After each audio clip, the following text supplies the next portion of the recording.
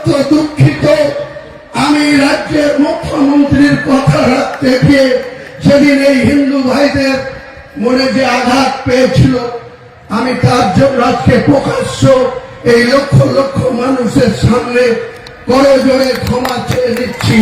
ভবিষ্যতে এরকম মিথ্যাবাদী মুখ্যমন্ত্রীর কথায় হুমায়ুন কবির আর কোনদিন কোন সাম্প্রদায়িক কোন উস্কানিমূলক কথা বা কাউকে জিতানোর জন্য কাউকে আঘাত করার কথা হুমায়ুন কবির বলবে না, আপনারা ভরসা রাখতে পারেন। আমি প্রকাশ্য 1 মে 2024 সন্ধ্যা 7টায় যে কথা বলেছিলাম সেটার জন্য আমাকে অনেক কথা শুনতে হয়। অনেক হিন্দু ভাইরা মনে করে যে আমি হয়তো সত্যি সত্যি হিন্দু ধর্মের বিরোধী বা সনাতনী মানুষের বিরোধী।